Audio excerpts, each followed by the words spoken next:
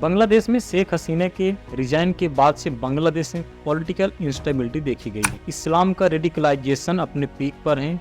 बांग्लादेश में बांग्लादेशी हिंदू की लगातार हत्या की खबरें आ रही हैं। बांग्लादेश में 2024 में वही हो रहा है जो ईरान में 1979 में हुआ, इराक में 2003 में हुआ और पाकिस्तान में 1947 में हुआ। Islamic revolution in Bangladesh. Bangladesh केवल एक महीने में ही एशिया की one of the best growing economy से एशिया की वर्स्ट ग्रोइंग इकोनॉमी बन गया। टेक्सटाइल के बेस्ट प्रोड्यूसर के हब माने जाने वाले बांग्लादेश में कंपनी शिफ्ट होना शुरू हो चुकी है। यूएसए ने मोहम्मद यूनुस को वहाँ का प्राइम मिनिस्टर बना दिया है, जो बांग्लादेश में माइनॉरिटी के खिलाफ वायलेंस को नहीं रोक पाए। बांग्लादेश के रिजीम चेंज में बांग्लादेश नेशनल पार्टी, जमाते इस्लाम, पाकिस्तान गवर्नमेंट, पाकिस्तान की ISI, यूएसए डिप्लोमेट और चाइना इन्वॉल्व, क्योंकि बांग्लादेश नेशनल पार्टी काफी समय से सत्ता से बाहर है और यह एक प्रो इस्लामिक पार्टी है जो इंडिया की आइडियोलॉजी के अगेंस्ट पाकिस्तान चाइना के साथ में है। बांग्लादेश नेशनल पार्टी वहाँ के मुसलमानों को पूरी तरीके से सपोर्ट करती है, वहाँ के जो हिंदू हैं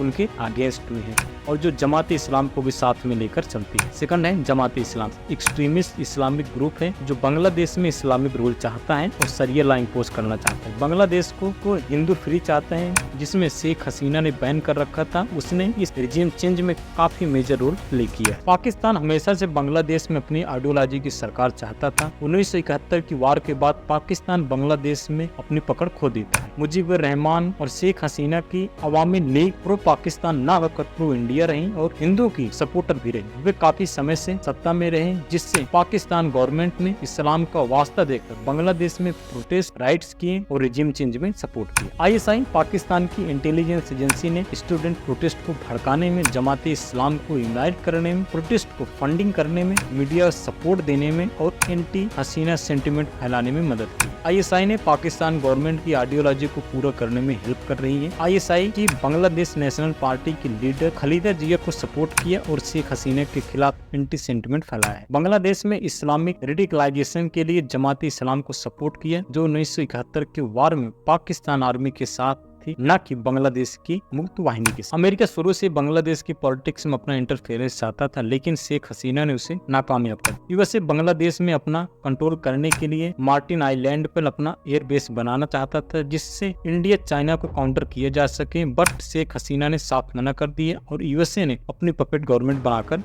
बनाने का प्लान और ISI को फंडिंग और प्रोटेस्ट करने दिया। रिजीम चेंज के बाद यूएसए ने मोहम्मद यूनुस को, एक सो कॉल्ड इकोनॉमिस्ट है, उनको वहां पर प्राइम मिनिस्टर बना दिया है इंतरिम गवर्नमेंट का। अब अमेरिका मार्टिन आइलैंड पर एयर बेस बनाएगा, कब यह आने वाला समय बताए। चाइना दुनिया का सबसे बड़े एक्सपोर्टर देशों में एक, बांग्लादेश की पॉपुलेशन के हिसाब से ज्यादा होने के कारण यह बड़ा मार्केट भी था, लेकिन प्राइम मिनिस्टर हसीना प्रो इंडिया कि जो भारत के लिए बांग्लादेश एक बड़ा मार्केट, चाइना मार्केट को कंट्रोल करना चाहता था। चाइना ने जिस तरीके से म्यांमार में रिजीम चेंज कर मिलिट्री कूप के जरिए वहां पर पपेट गवर्नमेंट बना दी, वह बांग्लादेश में अपना कंट्रोल चाहता था। भारत को काउंटर करने के लिए चाइना ने भारत के सभी पड़ोसी देशों में अपना पूरी तरीके से कंट्रोल बना लिया था। भारत को काउंटर करने के लिए चाइना ने पाकिस्तान, म्यांमार, श्रीलंका और मालदीव में अपने हिसाब की गवर्नमेंट बनाई।